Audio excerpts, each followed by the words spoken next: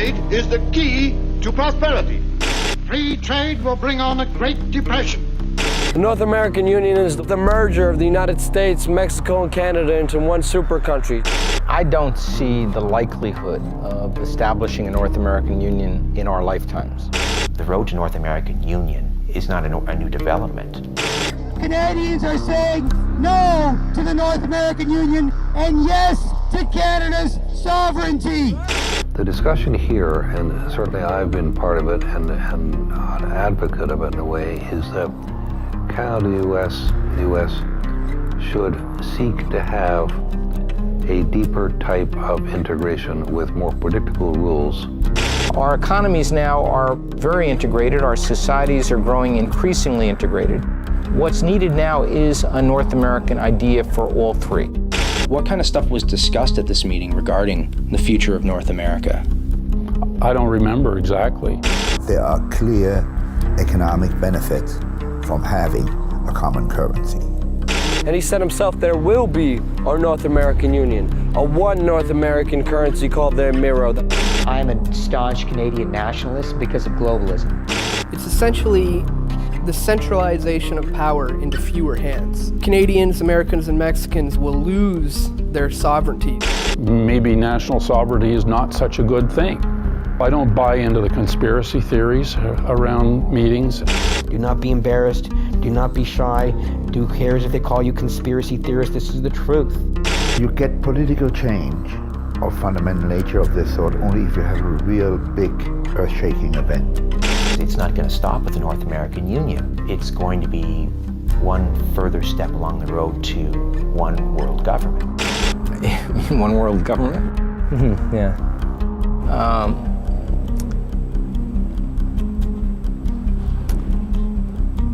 I personally think it will come. It will come.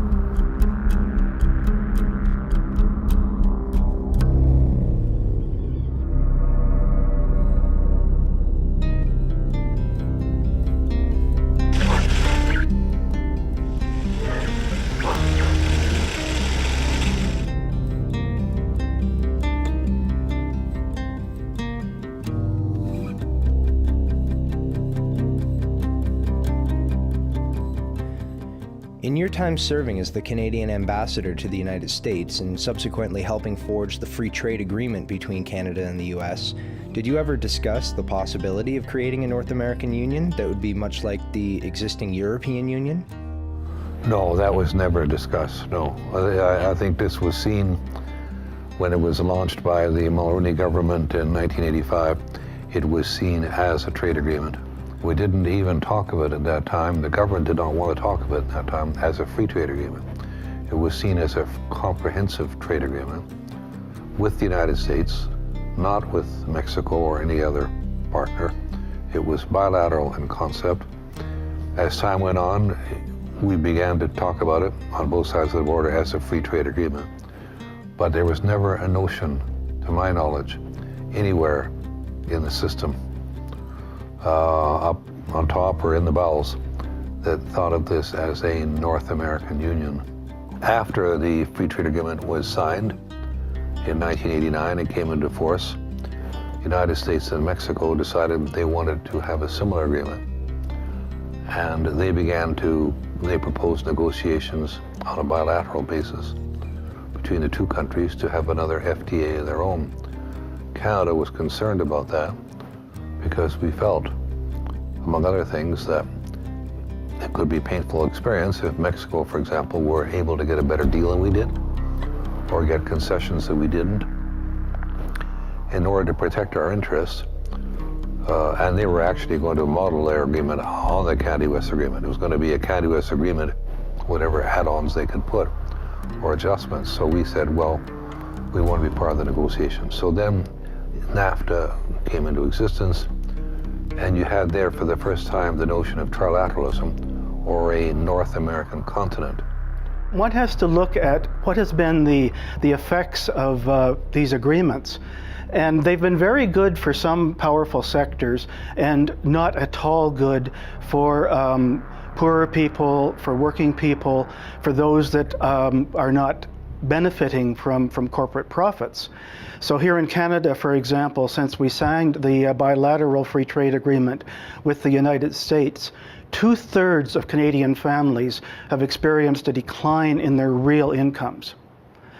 Also, if we want to talk about the North American Free Trade Agreement in Mexico, some 2 million Mexican campesinos, that is peasant farmers, have been displaced from their land. Some have migrated to cities. About 500,000 every year try to enter illegally into the United States to find work. So it's not so good for people at the bottom of the social ladder. The Zapatistas, who launched their rebellion on January 1st, 1994, accusing the problems of Chiapas on NAFTA, got it backwards. The problem of Chiapas in southern Mexico, and all of southern Mexico, is not NAFTA, it's the absence of NAFTA. I think the beauty of North America is that our three countries are pragmatic and they're problem solvers. They ask themselves, we've got a problem here in our economy, we've got a problem here on our borders, we have a problem in the environment, how are we going to solve it? Is the best way to solve it is if we do it at the local level, at the national level, or would it make more sense if we explored it at the continental level or the global level? We determined a long time ago that the best way to deal with trade is at the global level.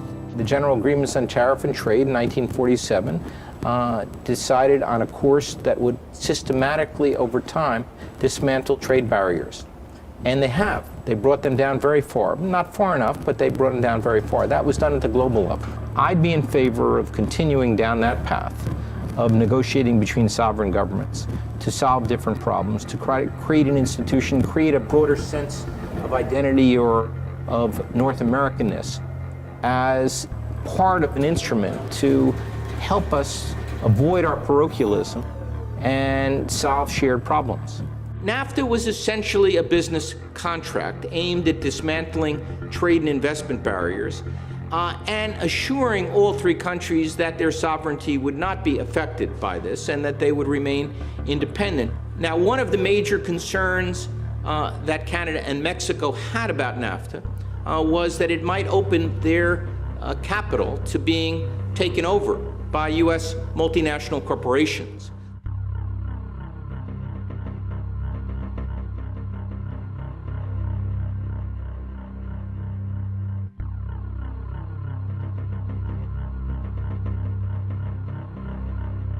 If you are a large corporation and you are given national treatment with any country, meaning as a corporation, even if you're a foreign corporation, which most of Canadians, Canada's primary corporations are foreign controlled these days, that you're given the rights of a citizen in that nation with the powers of a citizen.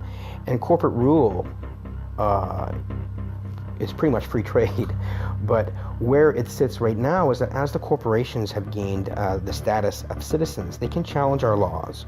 So even if municipalities, federal or provincial bodies establish laws for our country, for the best interest of our country based on our collective will, then the corporations can successfully challenge those laws and sue us for passing laws that infringe upon their investments and their trade. And these are the provisions that allow a corporation to sue a national government if it feels it is not getting the treatment it would be entitled to under NAFTA. The first case against Canada under the investor state provisions was a suit brought by Ethel Corporation from the US that was wanting to market in Canada a gasoline additive called MMT, which is a suspected neurotoxin.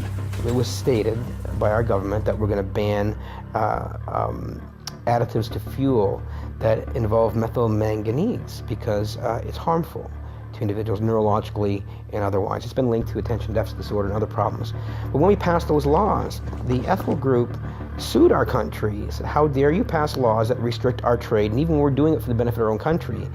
Well, Canada, the Canadian government responded to that suit by effectively apologizing to Ethel, by paying them $13 million US in compensation, and by withdrawing the ban. So it didn't even have to go through the full adjudication process before Canada backed down.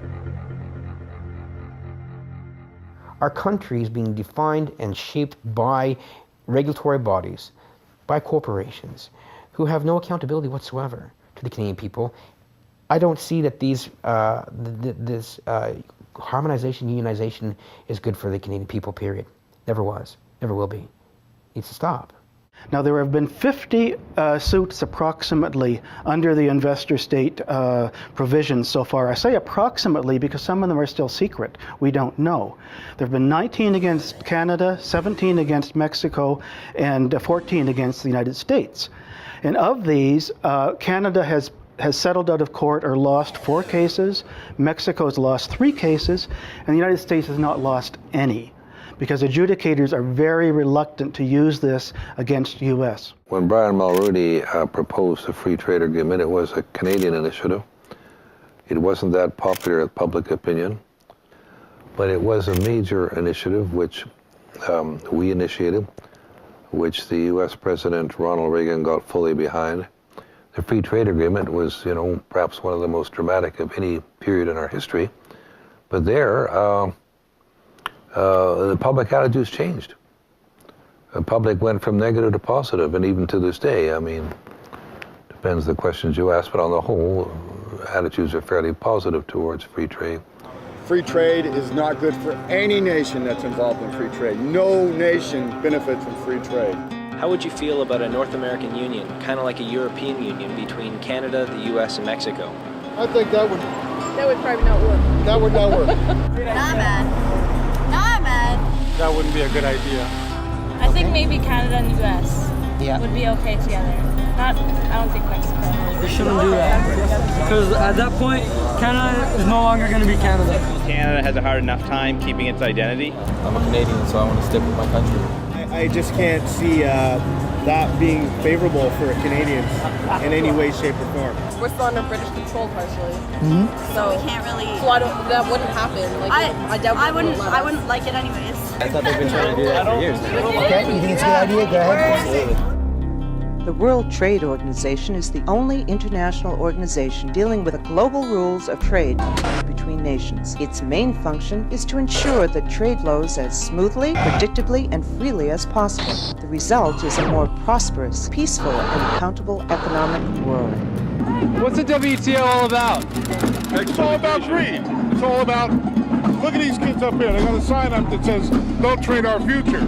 For these young kids in the street today, it's about their future being traded off by corporations who frankly don't give a shit what happens to them. That's what it's about. That's what people are fed up with it. They understand it. Direct Action brought these people together. Many of them on the street I've talked to have never been in a direct action before. They feel very empowered. They're starting to understand that people can be empowered and take charge of things themselves, and direct action is perfect for getting people in that role to take charge over their own lives. We'll never be divided. Together, united, we'll never be divided.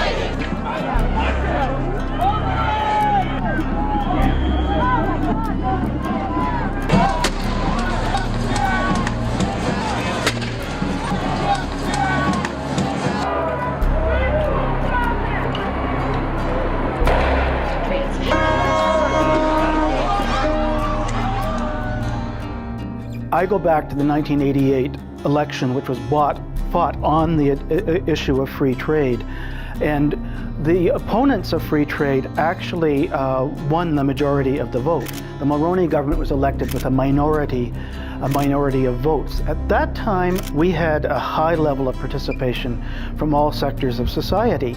Now, it's true that since then the issue has faded from consciousness, but I think there are moments when symbolic issues, for example, Canadian water and sovereignty over our fresh water, there still are elements that would like to get a hold of that and would like to use some of the possible leverage through NAFTA, including the proportional sharing clause, to open up the floodgates. So I think there will be moments when symbolic issues like water will come to the fore, and we will have a resurgence of interest in these issues. From the U.S. perspective, the largest source of energy imports by far is from Canada and Mexico. Roughly 1/3 of our total energy imports come from our two neighbors. Proportional sharing clause is very important because it's unique to all international trade agreements that I have ever studied.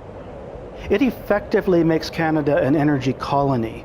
What the clause says is if Canada were to take measures to conserve some of our non-renewable hydrocarbons, natural gas and petroleum, if we take those measures, we still have to export to the United States the same proportion of our oil or gas exports that were sold over the previous 3 years.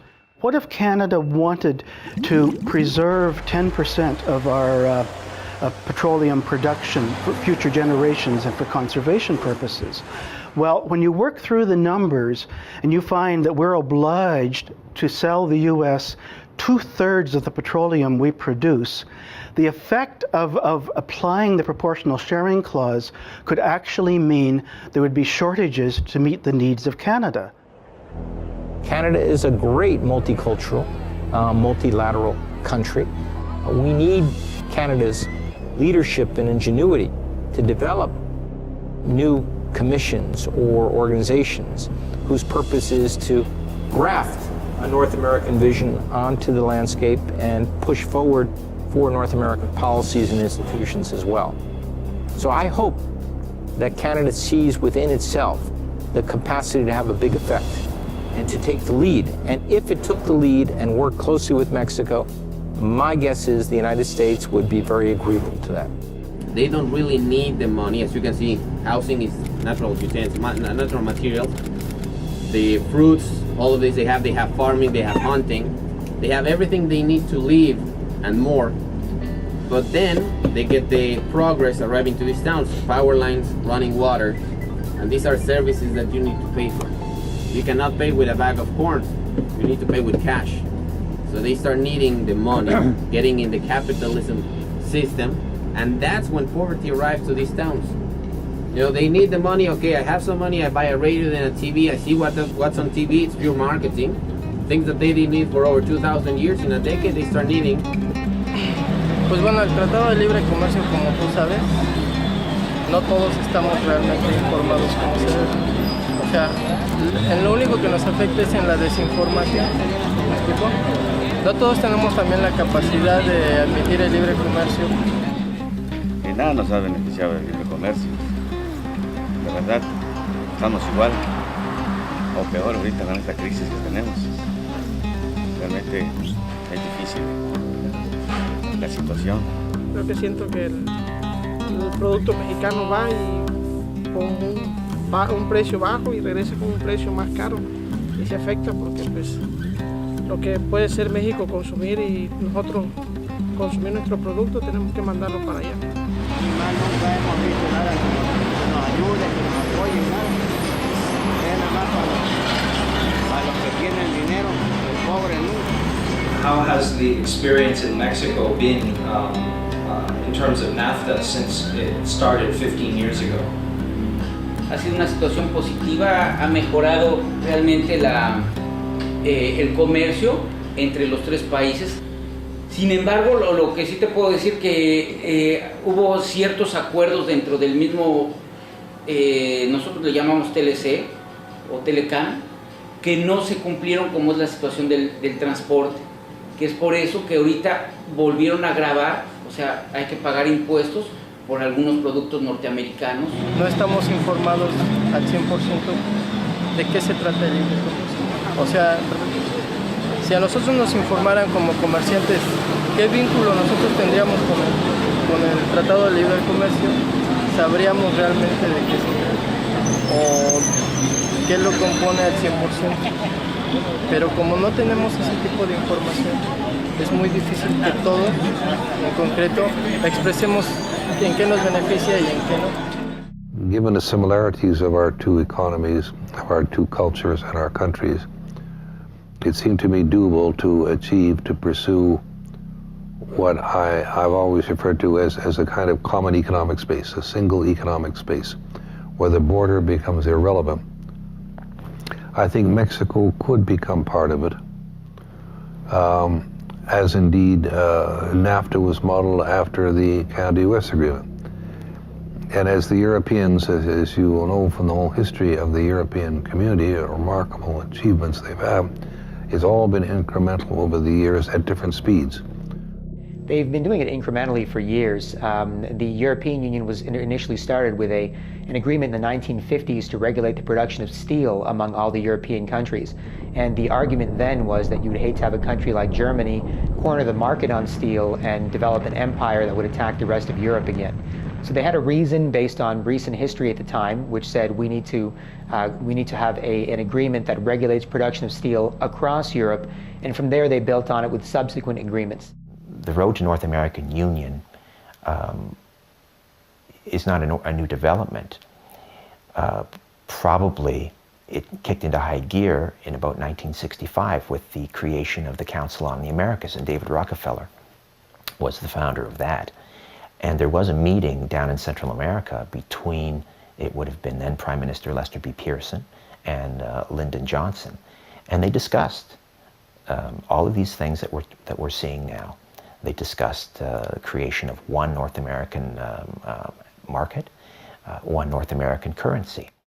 There's a distinction between a customs union and a monetary union. A customs union is a common external tariff. It's a logical extension of a free trade agreement and basically says that the tariffs that all three countries have with the outside world will be the same. Right now they're different. Theoretically, we have no tariffs between our countries, but on the perimeter of our countries, we utilize different tariffs. That proves to be extremely inefficient and costly for our own commerce, because everything has to stop at our regular borders to see what amount of the content was made in North America and what was outside.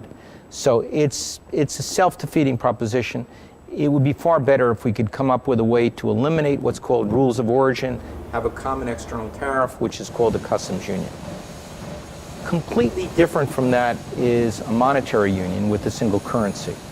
That is a very complicated task. The Europeans had been struggling with it for over 30 years, and they tried and failed through a variety of different techniques before they finally, in 1999, implemented the euro.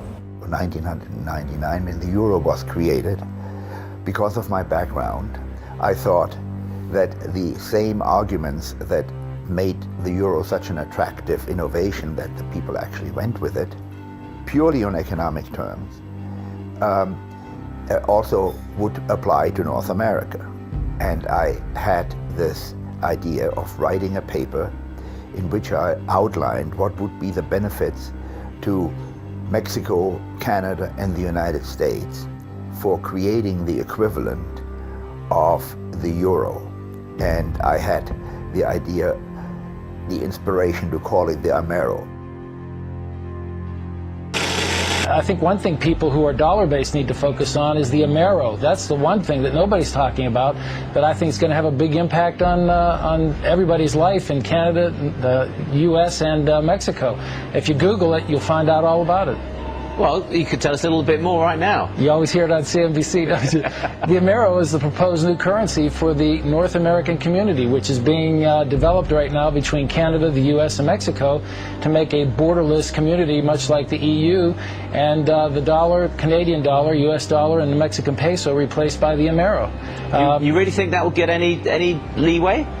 You may want to visit a couple of websites and see how far along it is. The Canadians are pretty upset about it, whereas the Americans, apart from the Texans, are the only people who know anything about it. The rest of the public's really sort of with their head in the sand on this one.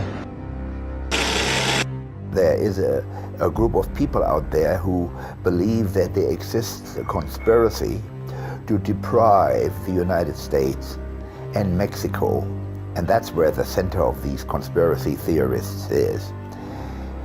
They are worried that there was a conspiracy to rob the two countries of their national sovereignty and through the back door bring in socialism and various other kinds of things. This is, of course, nonsense. It's a little bit like the story about Kennedy's assassination.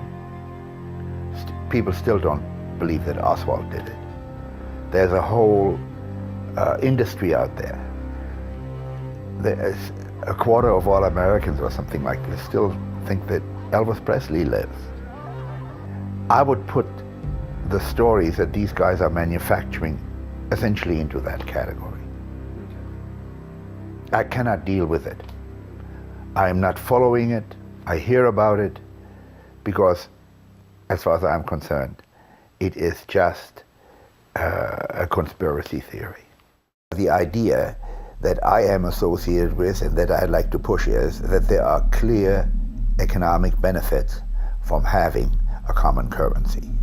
The basic economic argument in favor of a common currency is that you have lower transactions costs for firms that are exporting, importing, making investments, and secondly, that the cost of borrowing that is highly correlated with the cost that has to be paid by the federal government, cost of borrowing by other jurisdictions, corporations, consumers, mortgages, they all would be lowered to the benefit of Canada. In 1974, as a condition of joining at the time this G7, this group of 7, which became the G8, which is now the group of 20, this was following something called the Milton Friedman School of Business in Chicago. And they thought, well, it's better to give the banking industry of countries to the private markets and let it be handled there and go with the ebb and flow. But as a condition of being a part of these groups, nations have to give up the control of issuing themselves their own credit, of loaning to themselves. And because we chose to do this, because we thought being part of this group of 7 or group of 8, now G20, was a good thing for Canada, we stopped using our Bank of Canada to fund our infrastructure. We don't borrow from ourselves anymore. We borrow from the private banking cartel. The outcome should be clear. On a board that determines what the interest rate would be for a North American Amero area, would have to give greater power to the country that represents 70% of the entire economic activity and financial power, the United States, and only, let's say, 15% for Mexico at the moment and 15% for Canada. The most important thing about this kind of a central bank is that the politicians have to stay out of it completely. Central banks should be removed from the control, the clutches of politicians, should be given a constitution which says, thou shalt only be responsible for price stability. Politicians still play a role because they have to appoint the people to the boards which determine the day-to-day policies which in the end are supposed to have the outcome of price stability. To give up this right to lend to ourselves is absurd, because what has happened? We've gone from an $18 billion deficit to up to a $588 billion deficit, of which about 95% of that is compound interest. And money, we're paying interest to who? Well, there's no person out there who has a Canadian flag, who lives in Canada, who we pay $60 billion in interest, both federally, provincially, and at the municipal levels too.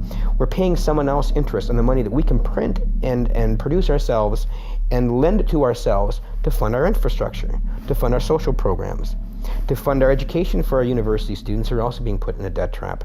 But as you give up control of your currency, and William Lyon Mackenzie King said it most poignantly when he said this. He said, you know, the issuance of the credit and currency is the state's most precious resource.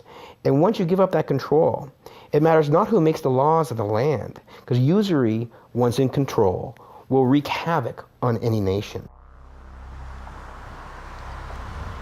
All right, ladies and gentlemen, here we are at the Federal Reserve. As I said once before, this is the very institution that is highly responsible for bankrupting America and essentially enslaving the world under a perpetual debt system. It's by no way federal, and there are certainly no reserves. What's your full name? What's that? What's your full name? Is there any reason why you need my full name? I'm just asking what's your name. What's your partner's name? Well, you can ask him. Hey, boss. What's your name? It's essentially the centralization of power into fewer hands. That's what's going on. Canadians, Americans, and Mexicans will lose their sovereignty, their right to govern themselves as an individual nation. And the economies of all three of the nations will be merged into fewer and fewer hands. I can see an obvious, clear problem with that. The moment that power gets diverted into fewer hands, you got to be concerned. We have a lot of people here still who believe that having a picture of the Queen is a wonderful thing, and that it is a symbol of nationhood. It is a slippery slope of losing the Canadian national identity by having on our day-to-day, every day we're looking at coins and bills, and there we see George Washington, rather than the Queen or another symbol of Canada. And that sort of pervades the psyche and reduces national sovereignty. It is the merger of the United States, Mexico, and Canada into one super country. It's like NAFTA on steroids, and it's about bringing all three countries together into one country, joining our governments, our currencies, our military. I had the pleasure of interviewing former President of Mexico, Vicente Fox, and he said himself, there will be a North American Union. Can you please talk about how you, as President of Mexico, President Bush, and the Prime Minister of Canada established working groups towards a North American Union? There is the original document, the original commitment, and there is supposed to be follow-up procedures, there is supposed to be committees to discuss and to advance, but that's not happening. Will there be a North American Union? Do you believe there will be a North American Union? I would hope so. I think it will be very convenient for both of us. When Vicente Fox in the 1990s was a candidate for presidency of Mexico, I was at a conference and I sat next to him at dinner, and on the other side of Fox was Robert Mundell, whom I mentioned already as the father of the European Monetary Union. And we impressed him, obviously, with the idea that there would be great benefits for Mexican economy from this. He had no difficulty accepting it because he was a successful businessman before he became a politician. He was the president of Coca-Cola Mexico. So when he was elected, he went on a courtesy visit to the White House.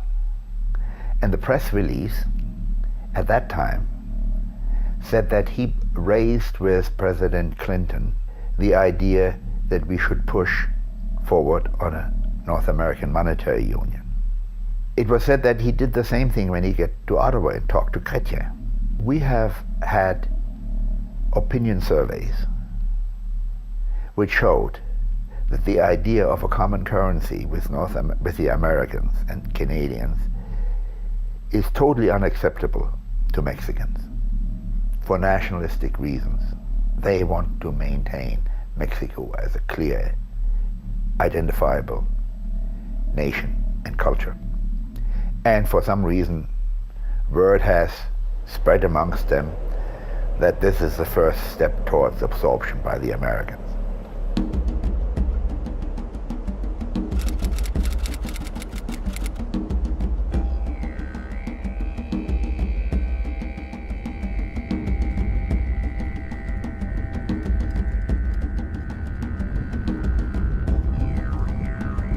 So you say you've heard about the Amero currency? Mm-hmm. Where did you hear about it? I read in the newspaper 2 months ago.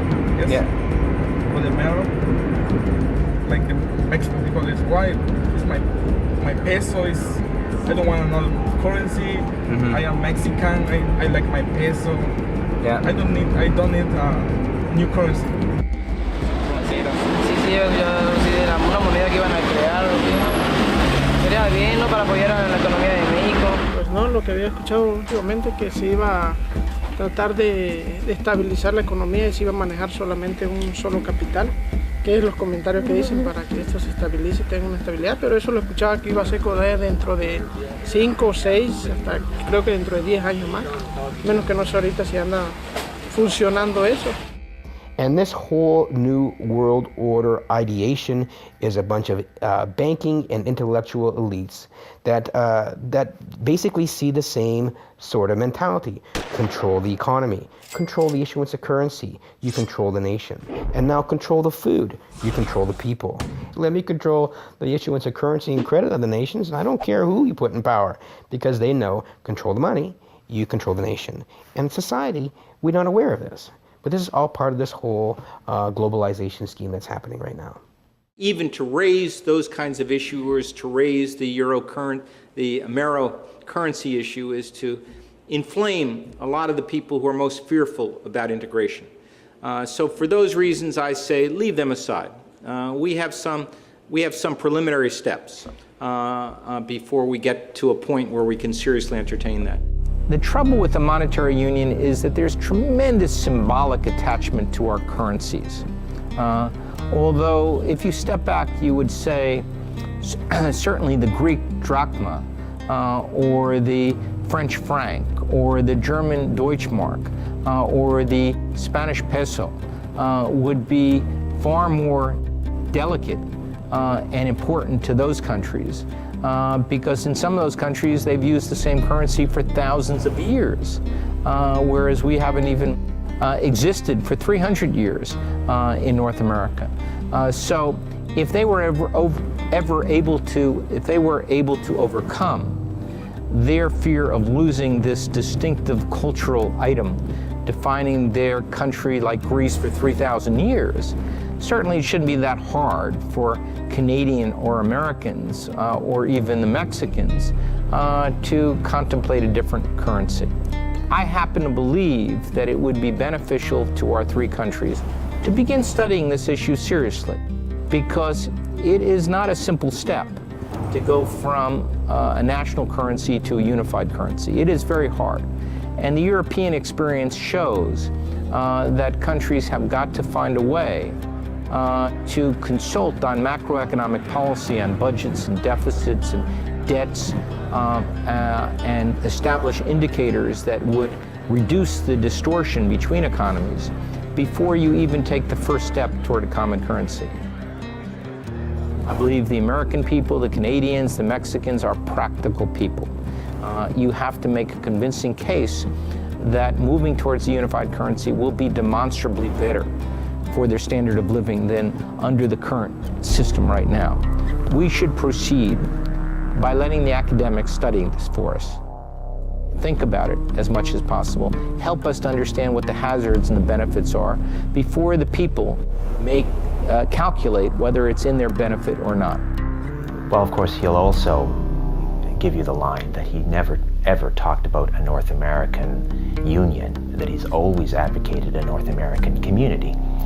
But if you read what he has to say, what he envisages is this North American community would be organized. He would have basically three very powerful institutions that would basically correspond with a judicial and a legislative branch and an executive type branch, which would the executive branch would steer the agenda for the three countries, Canada, the US, and Mexico.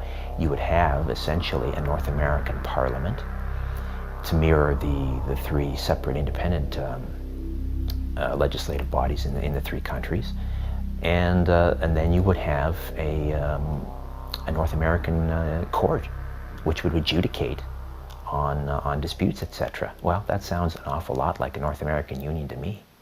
He can call it a community if he wants it, but now we're just parsing terms. Silly semantics. It's important to know when you're talking about this subject that nobody here is talking about a political union. They're talking about economic and political arrangements which deepen integration and the relationship, but in which the countries, as in Europe itself, maintain their sovereignty. We're talking about the virtual destruction of a sovereign nation.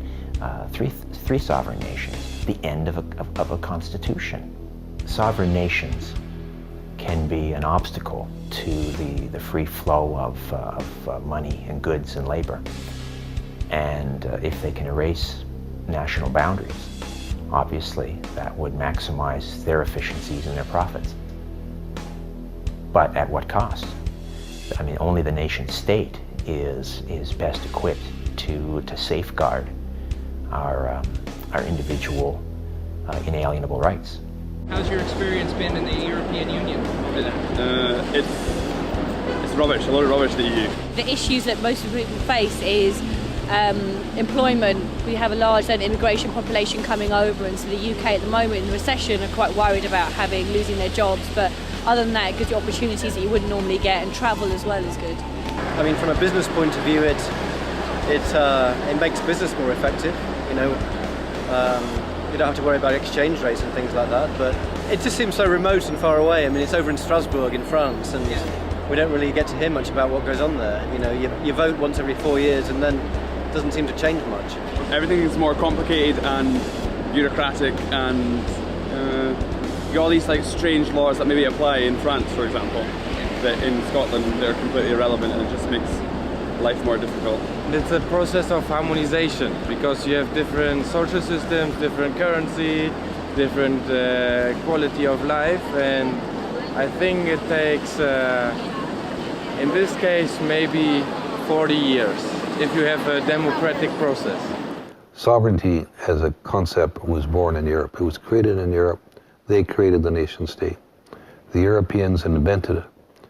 And through the colonial empire, they went globally, and then they passed the sovereignty notion on to the rest of the world.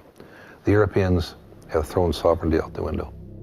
Well, the Canadian Council of Chief Executives is an organization whose members essentially are the 150 CEOs of Canada's largest corporations. I think we've seen the concept of national sovereignty eroded in a whole variety of ways. And while it's an important concept, you know, it's compromised by the Geneva Convention. It's compromised by every treaty that any country enters into. It's compromised by the Charter of the United Nations. It's compromised by the human rights laws. So I think we need to be a little bit mature about the concept of sovereignty. I find it amusing when people put sovereignty as in a kind of crystal jar and say, well, this is the ultimate. Sovereignty is the ability of a country to act in its own best interests in accordance with international law and its commitments to other countries. Because really, national sovereignty is one of the tools that we use in order to give democratic expression, because we've got to break things down into a more manageable size, but at the same time, it's a concept to be exercised with a certain amount of care. Sovereignty has changed so greatly because of the phenomenon of globalization, where all issues become transnational, whether it's trade, the environment, health, it's all transnational. And so sovereignty has to be understood in a very different way. And at the heart of sovereignty, you have the absolute requirement for deep international cooperation. See, the UN was the first great body that sacrificed, tossed sovereignty out the window. You can't simply agree to every international agreement just because people say we live in a global system now. We live in an international society now. You have to look at it on a case-by-case basis. The people appointed to head these international groups are appointed by bankers, financiers, and multinational corporations, and not by people with any direct link to the people. So they're not appointed by your elected officials, they're appointed by the groups they're supposed to regulate. The idea of accepting a world that is truly global now, a world where we are interdependent, without looking at the root causes of that interdependence and without looking at the problems that interdependence has caused, is a mistake. Foreign trade is the key to prosperity. Free trade will bring on a Great Depression. Hitler had a dream that his big business should dominate the world. He called his dream the New Order. Foreign big business was weakened during the war And today, American big business is the strongest. And they have a dream to dominate the world. This was not a natural occurrence, and just because we do live in a global interdependent world right now doesn't mean that we shouldn't take steps to mitigate that and to reduce our interdependence so we can be independent and we can independently decide what we want for our futures. Canadians are saying no to the North American Union, no to the SPP, and yes to Canada's sovereignty. There are people who equate sovereignty with shutting down the borders, with not collaborating with neighbors, but I think they've got it backwards. I think sovereignty means how do you strengthen the nation? How do you ensure that the people in a nation have access to health care and to food and prosperity and to security? And if that's the definition, then maybe the best way to approach that is to open it up, not to close it down. I am a staunch Canadian nationalist because of globalism, because there are global banking and financial institutions and corporations that seek to violate countries' sovereignties by doing whatever they want to those countries with or without the permission of the people in those countries. So because of the global forces at play, because of the global banking system, because of institutions like the IMF, like the United Nations, like the World Bank, like the WTO, that wield tremendous power over nations already, we need to defend sovereignty more than ever. All other notions that violate sovereignty, including multilateral trade agreements, take away from us the ability to control what happens in our countries. And that's why sovereignty is so important. Sovereignty is where you and fellow people of that country can determine how you want to live in that country. And without sovereignty, you can't. I hope you know who Laura Secord was. Yeah. She lived on the American side of the border, and her husband was in the War of 1812, and he was wounded. So she was looking after him when a couple American soldiers busted into her house, forced her to belay them, and the American soldiers didn't know how potent our beer was, so they got a little loopy. And they started talking about their plans to invade Canada. And she overheard this, and she ran 30 kilometers, climbed the Niagara Escarpment, collapsed in front of the Indians, and told John Fitzgerald about the plan to annex Canada. And she stopped it. All the Indians, all the troops, all the settlers, everyone bound together, and we pushed back the Americans. They let us It breaks my heart to think that all that she did is for nothing. Right. Only for Canada to get annexed 200 years later, and we can't let that happen. You need to get out there, you need to tell your friends, you need to tell your family, we need to stop this SPP. To understand what's happening, we should look at what has occurred under the Security and Prosperity Partnership. That was the intergovernmental arrangement that began in 2005 when Prime Minister Paul Martin, President Vicente Fox from Mexico, and President George W. Bush met at his ranch at Waco, Texas. And they launched this partnership. The following year, they met again in Cancun, Mexico, and established what was called the North American Competitiveness Council. And this council has 30 executives, 10 from each country, who have direct access to the policy-making apparatus under the SPP. It's the next step towards the North American Union, with one of the first bigger steps being NAFTA, the North American Free Trade Agreement. They have to do it in small stepping stones to condition the people to be able to accept such a thing. So SPP, Security and Prosperity Partnership, is another big step, which is uniting the three into one. I think the SPP was a good idea in principle, but ultimately it failed because it was implemented in a manner that that closed it off to public scrutiny. And the only people who were invited into the room were the largest CEOs of the largest businesses in the three countries. And each working group covers every single area of North American society, and it basically says we're going to set the rules for each area of society across North America, irrespective of what the people in the countries want. What are your thoughts on the SPP, its penchant for secrecy and the lack of democratic process? This is the leaders' initiative, the Security and Prosperity Partnership? Yeah, the Security and Prosperity Partnership. I think we elect people in broad-based democratic processes in order to govern. And when they are seeking re-election, we have the ultimate consultation and the opportunity, if we don't like what they've done, to throw them out. I don't think that democracy means that every citizen is present in every discussion, you know, wherever and whenever it's held.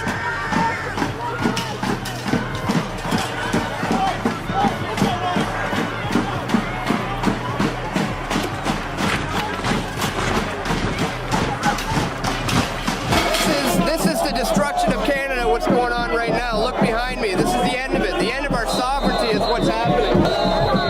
How do you feel about the protest? I love that these people showed up, and I fear that things are going to get out of hand. Look at these guys. This is out of control. When did our police turn into these guys? Is this too much police for a protest like this? This is the militarization of our police, and here's proof right here. This is the death of Canada, which is happening right now. Our sovereignty is in trouble. What happened in Montebello was the people in 2007, in August, in Montebello, Quebec, were fed up with this 2.5-year-old trade deal going forward and merging every aspect of their society and harmonizing the regulations to the lowest possible standards according to what corporations want. They were sick and tired of the information not being given out to the public, not being openly shared, and of not being given any input into what was happening with respect to this massive trade deal. So they massed in Montebello what looked to be about 1,000, 1,500 protesters. There was a security perimeter around the meeting, and there was incredible police presence there. And at one point, the police were even caught infiltrating the protest by 3 giant, muscle-bound, supposedly anarchists wearing masks and holding rocks. They're threatening to throw the rocks at the police. No! Put the rock down, man! A union leader stepped up and said, "Take off your masks, put down those rocks, you're not with us." You're a fucking cop, the 3 of you! Go on, it's our line! These 3 guys are cops, everybody! Eventually they ripped the masks off the guys, and the guys dove behind the police line. And that was all. It was caught on tape. It was exposed. They were exposed as infiltrators because they were wearing the same boots as the officers who arrested them. Plus, of course, you know, who dives behind a police line for protection if you're a protester? It's something that most protesters would be scared to do, to dive into a bunch of police who are there, you know, menacingly, you know, staring at them. As we confirmed yesterday, the 3 people in question were indeed Sûreté du Québec police officers performing their duties. And what that shows is the fascist lengths which the Canadian government will go to protect the information about this trade deal. In 2005, when you signed the Security and Prosperity Partnership, were you aware at that time of any plans to integrate the countries of Canada, US, and Mexico into a North American community similar to a European Union? And considering that the fact that there was no referendum from the people on this agreement, as a former Bilderberg attendee, could you please describe what your intentions were when you signed the SPP on behalf of the Canadian people? Well, okay, I attended one Bilderberg meeting. I'm not sure they ever invited me back, but just to make sure, I've also gone to a Maple Leaf hockey game. That doesn't mean I'm a Maple Leaf fan. And what exactly is the Bilderberg Group? Well, it's a group of probably around 125 to 130 people that meet every year, heads of state, you know, presidents, prime ministers, the heads of the Federal Reserve and Bank of Canada, and multinational corporations like British Petroleum and Coca-Cola, and heads of media, and all these really influential people who hold a lot of weight and have the ability to affect change in the world. That's who meets at the Bilderberg meetings every year. The name itself, they don't even technically have a name. Bilderberg is the name of the hotel where they first met back in 1954. I believe the meeting was first organized by Prince Bernhard of the Netherlands. And they've been meeting every year since then to, I guess, stage manage as best they can world events and further control the world's resources. So they've tried to remain secret for a long, long time, and it's only recently that the general population is starting to become aware of the Bilderberg Group. I mean, people at G8 summits, you know, people think, well, there's a lot of power, there's a lot of influence right there to affect change. And look at the protests that show up to G8 meetings. The people at Bilderberg have way more power and influence than anyone at G8 meetings, yet there's a media blackout. So right away I have to ask myself, well, why is that? You know, why isn't anybody covering this? These guys are bigger than G8 guys. In 1996, you were at a Bilderberg meeting, and also there was Jean Chrétien and Paul Martin. I don't know if I was at that meeting. I've only been to a few of them.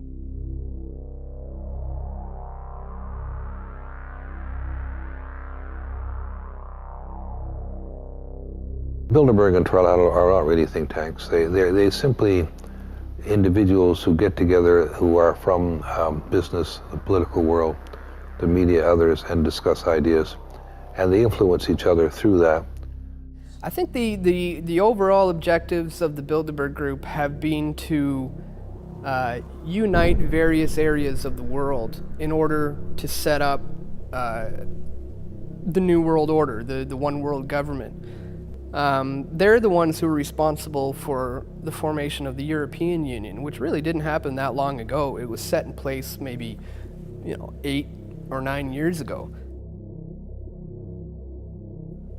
So those are the guys who have the influence and the power, and they are the ones who are also going to be setting up the North American Union over here, and there's also going to be an Asian Union and an African Union, and those are the guys who are working to bring it together.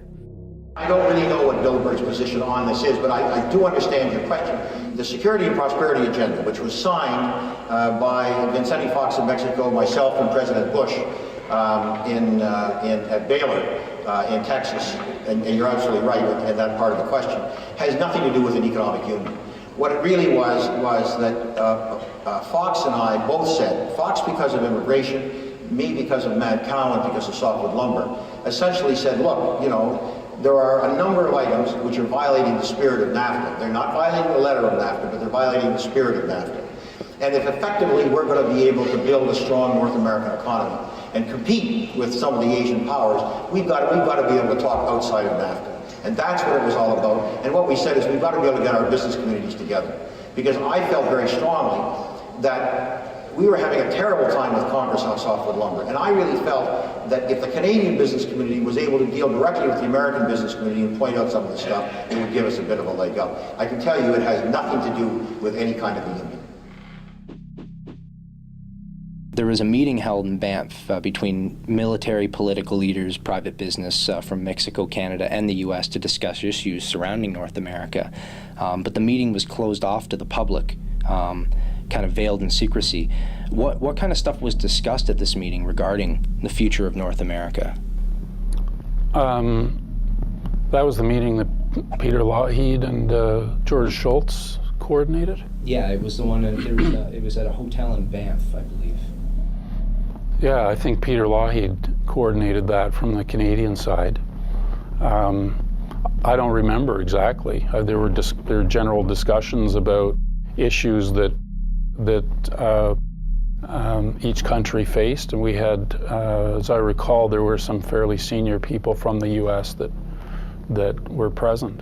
Yeah, I remember them saying Donald Rumsfeld might have been down there at that time. No. No, he wasn't there? This is what happens when media was cut off from it. That's why you get misinformation, disinformation. Once you get the media out of things like this, they can't report authentic I can truth. guarantee you get misinformation when the media is present also. Oh, absolutely, absolutely. Why keep the media out of it? If there's so many important people there, some big decisions could be made that could help inform the public more. But it was not a decision-making group. I mean, I was there. I'm just a lawyer from Toronto and Ottawa, so I have some experience, and I can talk knowledgeably about the issues that we face, but I'm not making any decisions. I don't hold any office. I don't buy into the conspiracy theories around meetings. I think some of that is deliberately misinformative. You know, do we need the media to be probing and to be asking questions? Absolutely. And there's no doubt about that. Can you have meaningful, productive meetings with the media present? Sometimes. Sometimes you don't, you know, if the media are present, you don't have a meeting. So, you know, you just have to, you have to do things, you know, with a certain practicality to it. You have three primary groups that have been working on this for some time, more pronounced since the Second World War, but there are three key groups involved, and this is the Council on Foreign Relations, or its sister arm in Canada is the Canadian Council of Chief Executives, which is about 150 executives of corporations which control over $3 trillion in assets in Canada. The Trilateral Commission, which is by and large looking for this world integration. And the Bilderberger Group, which is a group of individuals who see this whole new role for society, building this global elite of integrating all of the countries together under one global single parliamentary command. So a new world order is being sold to the populace as being something that's good for us, for our own security and our own prosperity. It's not been voted on. Public are not even aware it's going on, but it's all part of these steps of changing the laws of the land, where you have regulatory bodies and corporations dictating what happens in nations, and we end up losing our nationhood and our sovereignty, which is quite frightening.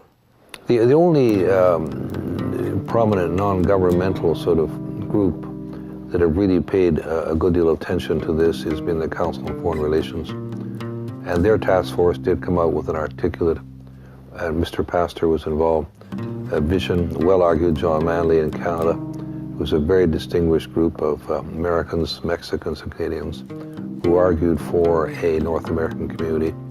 Well, we tried to work collectively with broad representation from all three countries, Canada, the United States, and Mexico. We were looking at really NAFTA that many years, more than 10 years after it came into effect, saying, you know, what should be the next steps? Where can we go from here, if anywhere? And there was a broad range of views, certainly among the people that the Council on Foreign Relations asked to be part of that. The Council did not endorse it, because the Council doesn't endorse the work of its task force, and they didn't hold any, you know, public meetings on it. But it was, they I think, went beyond anything that has been occurred in the Trilateral or Bilderberg in analyzing the merits in this paper they produced in this task force. I think that we struggled a lot with this basic question. I mean, do you want to be, you know, bold and brash? Do you want to be incremental? Do you need a common view for all three countries? Can there be a common goal, but moving at different speeds? And you know, we tackled a lot of those issues. We tried to make, I think, a contribution to the direction that countries might go. At the end of the day, has a lot been accomplished? Not really. But, you know, sometimes these things take time to bear fruit. What are your thoughts on a North American union between Canada, America, and Mexico? I don't know. I think with the free trade agreement, we pretty much have that right now, don't we? So there's no point you're just going to change the name. It's the same thing already that we have. Well, I don't agree with it. I mean, we've already got the NAFTA agreement with Mexico and the United States. Pienso que es una relación que nos afecta pues a toda la comunidad mexicana. Pues yo pienso que primero se tendrían que establecer claramente en qué nos beneficiaría y en qué nos afectaría. Pues más que nada yo pienso que pedir la opinión de la comunidad de cada país, que al fin y al cabo pues somos los que más resentimos ese tipo de unión. Pues considero que no ayudaría nada a México porque resulta de que nuestro dinero nunca vale.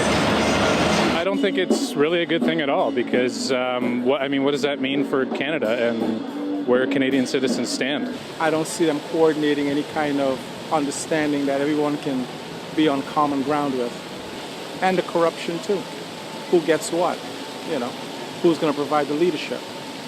Who get, you don't know how society exists these days. It's very difficult to get any kind of truth. It's obvious that there is another agenda going on here. If this was something that was for everybody's benefit, I mean, it would be front page news. But because it's not, because it is secretive, you got to ask why. Why the secrecy? Why wouldn't they tell us about this? Well, because the corporate interests are basically the ones that are benefiting from this. And if anybody looked at the actual amalgamation and what they have proposed, they'll see that it's only good for the corporations. Do you think it would be beneficial for people or more beneficial for corporations?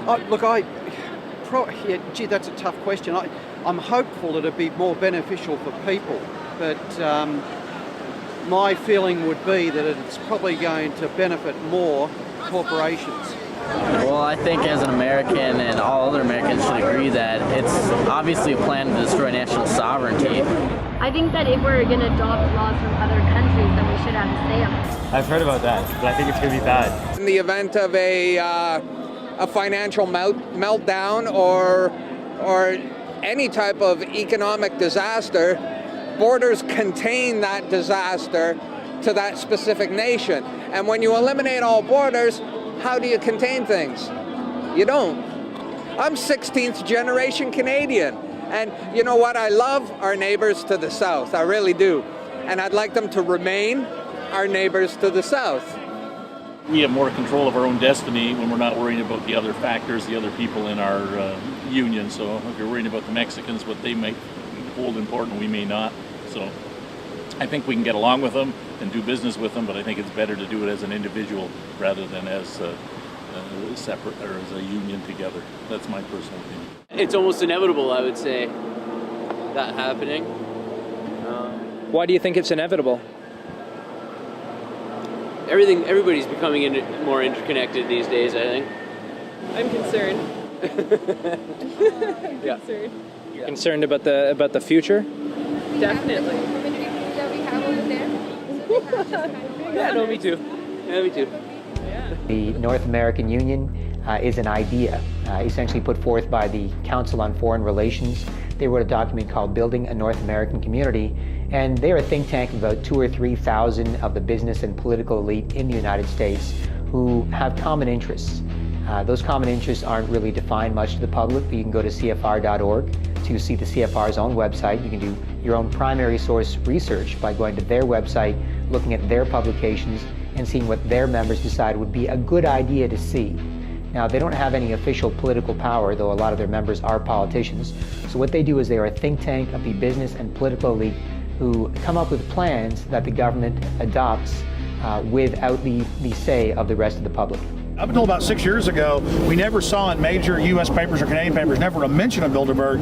Now it's finally all over the place. Europe, it's all over the place. What is that a sign of? What is that a sign of that this is happening? It's a sign that an independent press is growing. What I don't know is, are enough of the public listening? That's my great prayer, is that enough of the public are listening. Because you can keep telling them, I can keep telling them, but is there enough of the public going to listen against the tidal wave of trash media?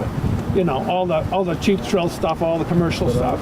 Are people really going to learn what's going on? Because what is happening to the United States, to Canada, to Mexico is terrible, terrible, terrible stuff. Can you talk about the American Union? I mean, the CFR writes the white papers for their agenda. They carry out Bilderberg's orders. That's on record. And even Lou Dobbs on CNN saying, American Union, end of Canada, end of U.S. They are actually, through the trade deals, already starting to bleed us. Well, I breezed through what in Canada we've referred to as the Manley Report. John Manley was a previous Deputy Prime Minister, and he sat on a Council of Foreign Relations committee with Mexicans and Americans. And it started off by saying, does it not make sense that Canada and the U.S. should be one, that we should have a common currency? Does it not just make enormous sense that we should have a common border? To ask the question is to answer it. Now, that was right in the report. I know they're just waiting for us to look the other way so they can whisk it through. They're upset about the fact that they're being exposed. Well, I'm sure they are. I mean, look at the tinted windows. They don't want to be seen. They don't want even anybody to know they're here. So I'm sure they're ticked. and that's why we're here to try to expose them. The American Union is happening through trade deals. Just like the Euro back in the 50s when they first set it up was this economic community or this trade bloc. Now it's the Euro, and now they're taking people's right to vote, taking their sovereignty, giving it to these supranational organizations. So we're talking about the death of Canada is what's happening in there right now. The death of your sovereignty is happening in there right now. CNN has even reported that these individuals have put out the policy reports through the Council on Foreign Relations that writes their scholarly white papers to end the United States, to end Canada, and to end Mexico.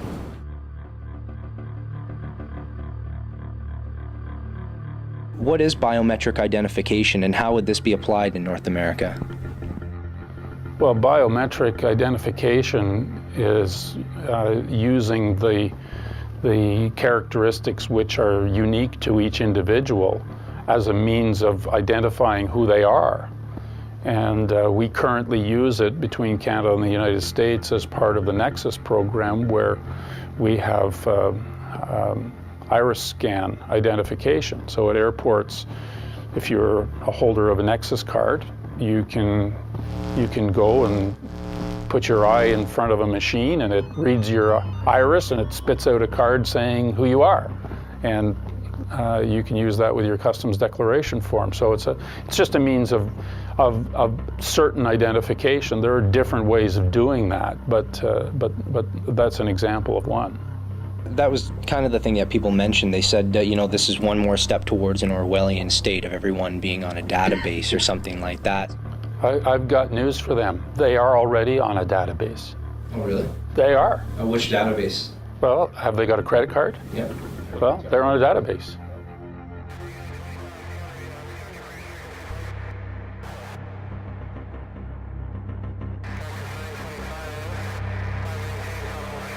What are you most concerned about? Identity theft, or the fact that you might be on a database when you're already on a database?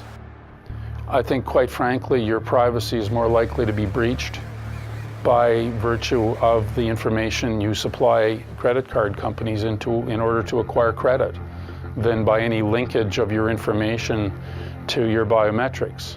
At least you know where you've got biometric identification, identity theft becomes almost impossible. And increasingly, for many people, identity theft is a nightmare. Once it happens to you, you never want it to happen again. So in a modern world, every technology has its upsides and its downsides, and for some of the benefits, sometimes there are some compromises. What are some of the lessons that we can learn from the old world order for the new world order? Well, I think the first and most important lesson is that if we want to build a community of nations in North America that goes beyond just enlarging the market, that we have to give serious thought to what our vision of the future is. And more importantly, how all three countries that are quite independent and sovereign ought to relate to each other in a modern 21st century world. Our economies now are very integrated. Our societies are growing increasingly integrated. What's needed now is a North American idea for all three. An idea that not only defines our shared history, but a shared destiny. If we are to progress together and collaborate in a new way, it's also important for us to develop a sense of being something larger, a sense of being part of North America. Right now at the elementary school level, we by and large learn about our country and about how we differ from our neighbors and the rest of the world. I think it's time now to also learn, in addition to how we differ, what we share in common. And what North America is as a whole. It's more than just a geographical expression. I think that students should have a mandatory part of their curriculum that not only teaches them about their country, but also about their country's place in North America. I think from the elementary school level, the secondary, the university level, you can develop on that foundation a great deal more knowledge about what we have in common, about the problems that we share, about strategies for addressing those problems. And so right through university, we should have centers on North American studies that research and examine these questions and help all of our peoples know more about each other than they currently do. Frankly, Mr. Ambassador, we lack the trained men who would be able to plan and implement operations in an area we think is vitally important. Because of this, we are also requesting that your team of advisors include a senior officer who is thoroughly experienced in psychological operations. Very well, sir. I think we can provide you with an expert on the subject. He is concerned with its people, their way of life, their religion, their culture, their sense of national identity, or lack of it. He must know the people of Hostland, for their minds will be his primary objective. He reviews the psychological objectives the United States hopes to achieve in Hostland. Once the people start to consider themselves as a national group, acceptance of their government tends to increase, thus making penetration by subversives much more difficult. Psychologically, the people must be convinced that if it were not for the insurgents, these restrictions would not be necessary, and that when insurgent activities cease, restrictions will be removed. As the people are affected by the program, so the program is affected by their changes in attitudes. A successful PSYOP program will make them perceive things from the desired viewpoint. What thoughts will pass through his mind? What images will he see? What factors will push him in one direction or another?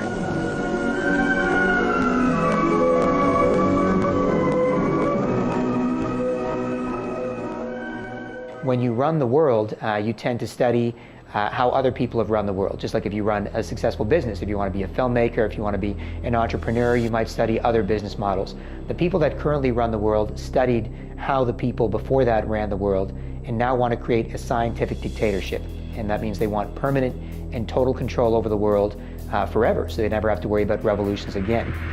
So oligarchies have always been worried about revolution, always been worried about the people revolting. Oligarchies even popularized the idea of exile back in the 1200s, 1300s, where if the King of France got deposed, then he or she could go to England. And if the King or Queen of England got deposed, they would be exiled to France. So oligarchies were so worried about the people rising up in rebellion that they popularized the idea of exile to make that normal and make that an accepted thing you do to make sure you didn't kill your royal family who was a part of your country's history. Incrementally, they condition us to say that it's none of our business to look into things like giant multilateral trade deals that will affect every area of our society. They make it seem like it's not our responsibility. We have experts to take care of that. And the less we control our environments, the more apathetic we get. Placing the frog in a pot of cool water where the frog is very comfortable, and you gradually turn up the heat so that you don't, the change in heat is imperceptible until, of course, the pot is boiling, and then it's too late to do anything about it. That's what's happening now. So gradually, step by step, and gradualism is a process that Karl Marx talked about. This is right out of the Communist Manifesto, that if you move in baby steps, they're imperceptible. People simply don't take notice. Would you prefer to follow a careful, incremental, small, step-by-step approach, or prefer a bolder vision for the future and to design and pursue that vision? And an overwhelming majority of both Canadians and Americans said yes to the bolder vision. And the people, I think, are ready. The way I interpret the polls is not that they want a North American Union, but they are quite pragmatic about different ways to relate to each other and open to new configurations in North America. They learned long ago that you cannot just take it by brute force. I mean, when Hitler tried to do it, just take it by brute force, it doesn't work. The people will always prevail. So they've learned their lesson, and they realize that now you have to do it through stealth, through things like propaganda and controlling the media and the education system, and basically turn it around so that the people are in complete and total acquiescence, that they will literally beg for their own enslavement. by doing incrementally these changes in our laws and our land, then one day we'll all wake up and say, oh, that's just the way it is. But it was not supposed to be that way. You can come across a border with an army with all of your military machinery, and people say, oh my gosh, we're being attacked.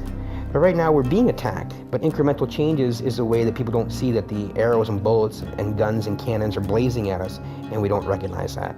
So most people aren't aware because of what they've learned from the media and what they learned in school. And it's amazing how quick information spreads these days. So that's probably why people have such a hard time waking up sometimes, because the conditioning runs deep. If you get into an elevator and there's 20 people on the elevator and 19 of them are facing the back of the elevator, well, by social conformity, although the right thing to do is to face the front of the elevator because that's where the doors open, to fit in with the greater crowd, you turn around and face the back. Don't know why, but this is what seems to be the status quo. When you have incremental damage and it keeps increasing, you can wake up one morning and realize that something has to be done. Well, you get political change of fundamental nature of this sort only if you have a real big earth-shaking event. 9/11 was an earth-shaking event. The Great Depression was such an event. 2 world wars costing millions and millions of lives and casualties among European countries was such an event. They drive changes. The European Monetary Union was the outgrowth of people who lived through at least one of those wars to try to avoid it in the future. Precisamente yo estaba pensando anoche que cuando hay desastres, huracanes o algo así, los aprovechados son los que tienen dinero y al pobre nunca le llega nada. Y probablemente no, porque tú sabes que los más ricos en tiempos de crisis se dan más. Nosotros seguimos haciendo la lucha por la subsistencia cotidiana. Solo es eso. Well, I certainly agree that it's when periods of great instability and chaos you have the greatest opportunity for creating new institutions and moving in new directions. I think it is obvious from any study of history, world history, that the greatest initiatives have usually originated from some crisis of some sort. The United States Marshall Plan would have been unthinkable after World War I. But after World War II, we were prepared to give a substantial amount of money both to winners and losers to help them to recover. It was quite a dramatic, and it really did require a crisis, a dual crisis, one the end of the Second World War, and the second the prospect of Soviet invasion of Western Europe. I think we needed a crisis to have Social Security, to have the Works Progress Administration. In 1935, Franklin D. Roosevelt put his signature on the Social Security Act. This Social Security measure gives at least some protection to 30 million of our citizens who will reap direct benefits through unemployment compensation, through old age pensions, and through increased services for the protection of children and the prevention of ill health. There's no doubt that steps that many people think would be desirable are extremely difficult to do in the absence of some moment in which people can step back and see that fundamental change is required. Robert Pastor and Alan Gottlieb, they both expressed their beliefs that the greatest initiatives come out of disasters. Do you believe in this order out of chaos theory? Given that the European Union was born out of 2 world wars, do you think that North America would require some sort of a catalyst to push us towards this North American community? Well, I don't see any. First of all, I don't know what kind of catalytic event it would take.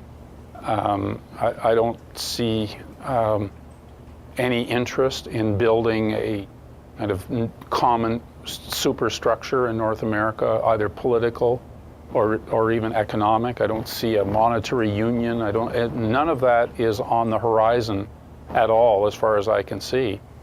I don't know what it would take for it to to come about.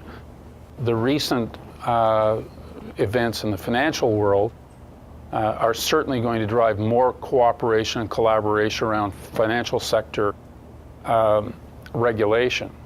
If, as part of your goal, is to integrate economies, we call it deep economic integration, and integrate their economic structures, then countries don't want to give up their economic structures freely. And if things are going well for the people, then they say, well, thank you for offering us this Amero or North American Union or one common currency across the North American continent, but we're happy with where our economy now, we're happy with our own currency, and we don't need any help right now. But if you throw a man or a country into quicksand, and then all of a sudden they'll clutch at straws, and the straw that they'll clutch at, you already have for them, but they won't reach for it unless you create the crisis and put them in there. I agree with many people who say, well, the idea for an Amerigo is just fantasizing because there simply is not the political will that existed in Europe. And I say, that's right. I fully agree. But as an academic, I'm supposed to be thinking ahead of what can be done, what should be done, rather than just always accepting the current situation as it is. If you want to move a population as a whole and galvanize their common thinking as a one galvanized response, and we all agree this, then they give you their will freely to go take them to where you already want to go. If you throw them in that quicksand and then you pass them that straw, and a drowning man will grab at anything, and they're drowning us. I've been paid very generously all my life, being a professor, devoting myself to putting out these ideas. And my hope is that eventually, if there is a major catastrophe, there will be enough people around who will say, well, this may be the time to try out this new idea. Whether this ever happens, I don't know. But as far as I'm concerned, I've done my job of introducing these ideas into the public domain, and now it's up to your generation of young people, the next generations, to see whether it's worth it or not.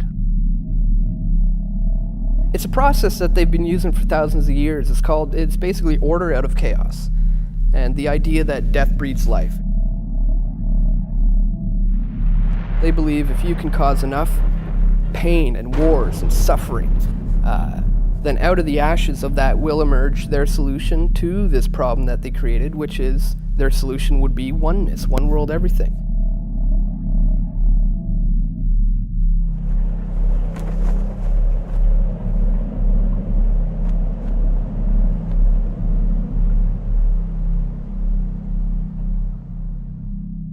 It's also known as the Hegelian dialectic, where you set up the thesis, you also set up the antithesis, so that you can offer your synthesis to the very problem and opposition that you created in the first place. I mean, that's exactly what these people even talk about. It's the Hegelian dialect, problem, reaction, solution. They cause the problems to happen. You react to it, and you go towards something that they already set up for you from the beginning. And that's how they get what they want, because they understand they can't just get rid of the Constitution. They can't just obliterate your rights. They can't just destroy this economy. They have to think of a plan to do it.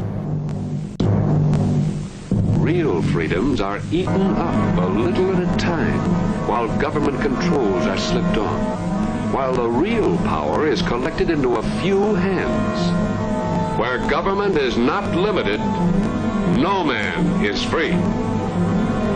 Change limited government to unlimited government, and our rights would be only what the master planners say they are. No longer the servant of the people, government would be the master of the people. That's the way to change what we have, take all power and all freedoms away from the people, and collect everything into the hands of one small group with absolute power. 9/11 was one of their plans for a push for a one world government. People saw this outside threat, and they ran for the government for help. That destroyed their rights, that invaded countries, that killed millions of innocent people. A good example is around 6,000 to 7,000 years ago, in Egypt, when there was the Egyptian leaders would have knowledge of the eclipse and the sun cycles. The knowledge had been handed down to them from their ancestors, and they didn't know why an eclipse would happen or how, but they knew when. So they would say, okay, everyone, you have to worship me as your divine leader and your God. Well, I don't want to do that. Who are you? You're just another guy. Why should I worship you? And then he would say, okay, well, if you don't want to bow down to me, then tomorrow I'll get my God to eat the sun and spit it back out. So the next day when the eclipse would happen, everyone would just marvel and say, oh my God, this guy must be our divine leader. That day comes by, there's an eclipse, everybody freaks out, and they end up doing as the rulers is, either way they want it or not. Now, there's absolutely no way that we can tell for sure they were doing this or saying that. I'm just trying to show you the potential use of the knowledge in the hands of 5 or 10% of the population. Just manipulation of the information to control the masses. Pretty much what we have today. I was going to say that. Turn on the TV. Just the TV, that's right. Media now. They create order out of the chaos they create. Basically what they do is they take a stable society of individuals who are doing their own thing. They're making a little love, making a little money, making a few mistakes, and living within a given system. Then they introduce radical changes to that system. They introduce radical new ideas. Our enemy is a radical network of terrorists and every government that supports them. They introduce radical new threats. The people of the United States and our friends and allies will not live at the mercy of an outlaw regime that threatens the peace with weapons of mass murder. We will meet that threat now with our Army, Air Force, Navy, Coast Guard, and Marines, so that we do not have to meet it later with armies of firefighters and police and doctors on the streets of our cities. And they get all the people prepared to make entirely new decisions and think in entirely new ways that facilitate more plans for more control by the people at the top. You're free, and freedom is beautiful.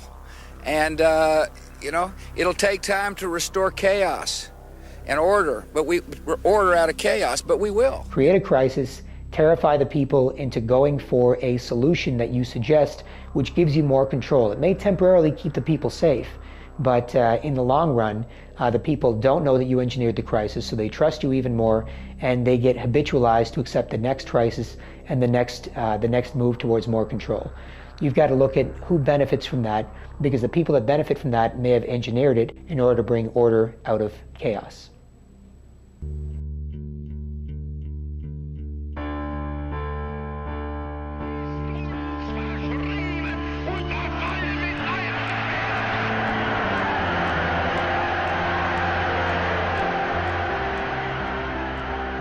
The hope that each of us has to build a new world order in which nations and peoples with different systems and different values can live together in peace. We have before us the opportunity to forge for ourselves and for future generations a new world order, a world where the rule of law, not the law of the jungle, governs the conduct of nations.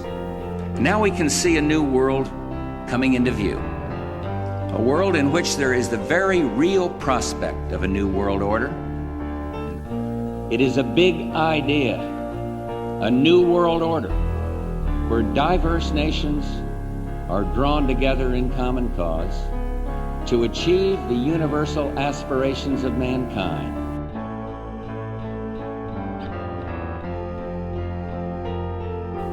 Out of these troubled times, our fifth objective, a new world order, can emerge.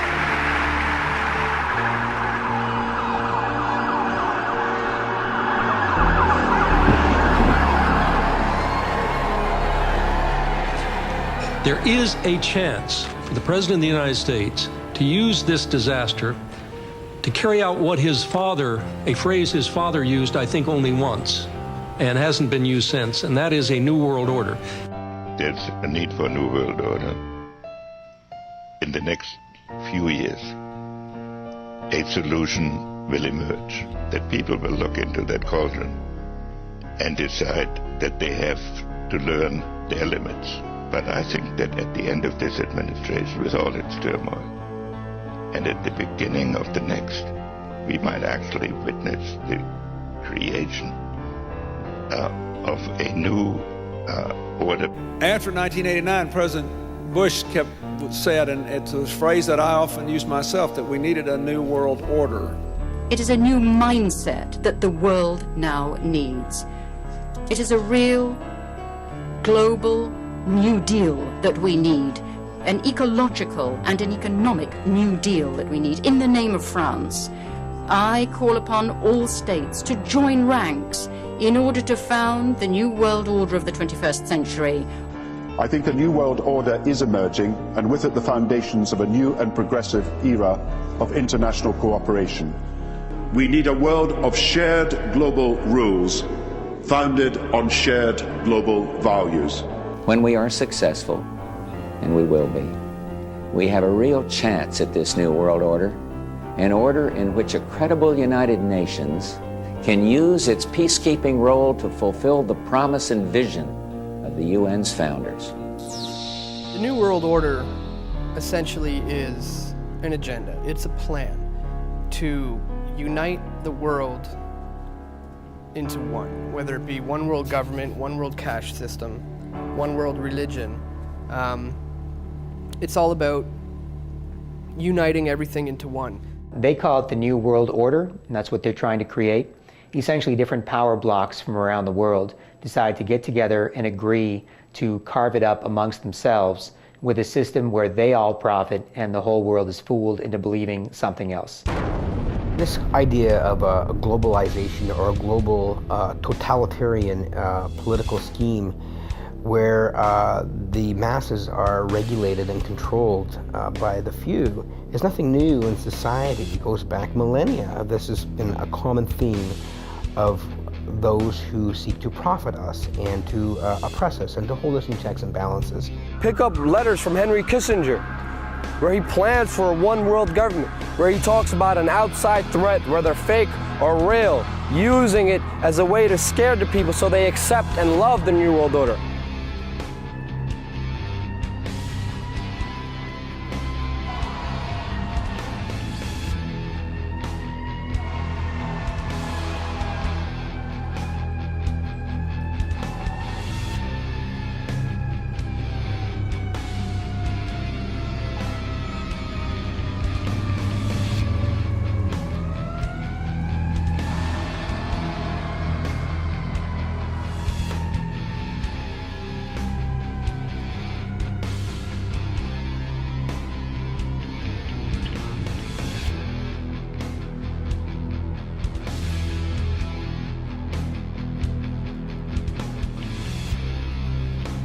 The North American Union, it can help them move into a global economic system, a global political world, where they can destroy all borders, where there'll be no Mexican border, no Canadian border, and we'll all be under a world system. Then you're looking at world domination type stuff, and I think there's too much diversity in the world to do that. It comes down to the bottom line, which is money. Those who have the gold want to keep it, tend to. They don't want to lose power. It's about power and economics, yeah. Economic crash, you see it now as on a global level. The first time people are talking about global regulation of markets, right? Because of economic crash. So somebody has to be shot before you notice that the weapon is dangerous. How about global government down the road? What about that idea? Oh man, I work for that. I work in that, and you have to make it up to 190 countries. It's a long process. Pues la globalización ya ve que es inevitable. Pero pienso que más que en el mercado nos está afectando también culturalmente. Se están perdiendo muchas tradiciones y pues ahora ya casi en todo el mundo escuchamos el mismo tipo de música. Las tradiciones pues se están perdiendo porque estamos nosotros absorbiendo las de otros países. Well, the end game is it's not going to stop with the North American Union. It's going to be one further step along the road to one world government. Already, as we speak, the nations of Africa are contemplating an African Union. In fact, they made a fairly large step forward in 2007 with a summit. Speaking at the event, Ambassador Saeed Djinnit, AU Commissioner for Peace and Security, called the launch an historic moment in the partnership between the US and the AU. He said the African Union is determined to pursue the path of continental integration with the support of its partners. Of course, we already have the European Union. A similar movement is afoot in Southeast Asia and also South America. So once you have a North American Union, that'll merge with the European Union, that'll eventually merge with Africa. So these 4, 5, 6 major trading blocs will all come together as one world government. There is an organization you can find on the internet, and they also were in touch, and they want a common currency for the world as a whole. And Robert Mundell has an annual conference in this place in Italy where we discuss these issues. But my view is that this is totally premature. The first step would be to have regional monetary unions, like say one in the Caribbean, one for Central America, one for South America.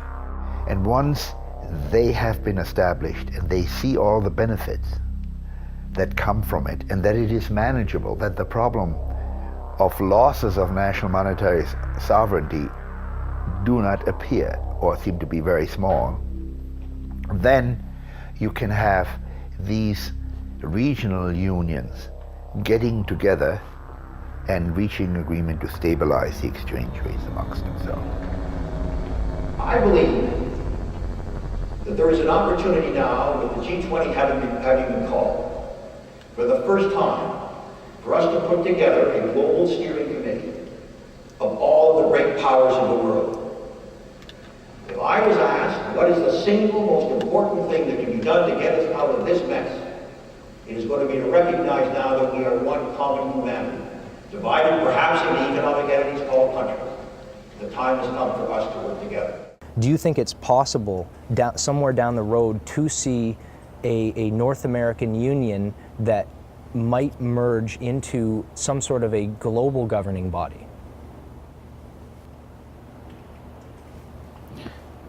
One world government? Yeah.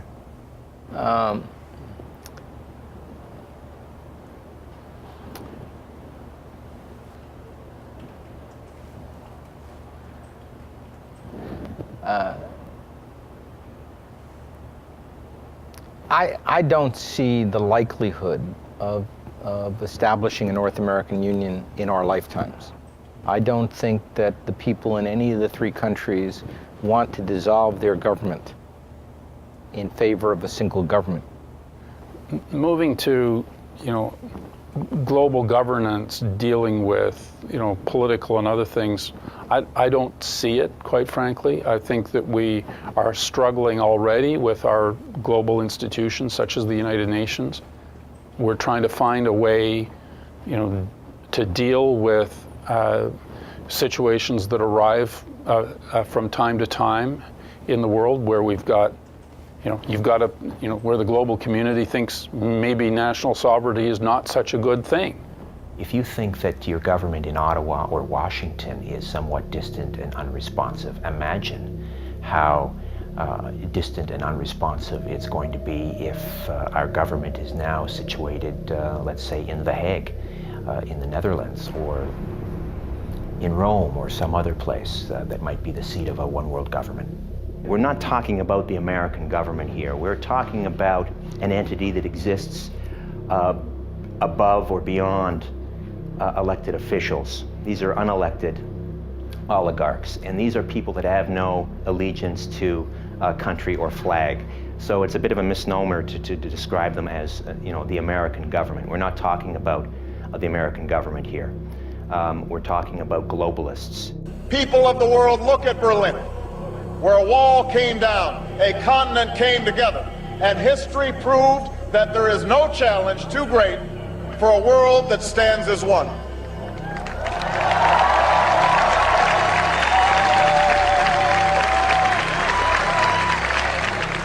While the 20th century taught us that we share a common destiny, the 21st century has revealed a world more intertwined than at any time in human history. In this new world, such dangerous currents have swept along faster than our efforts to contain them. And that is why we cannot afford to be divided. The burdens of global citizenship continue to bind us together. Partnership and cooperation among nations is not a choice. It is the only way, the one way, to protect our common security and advance our common humanity.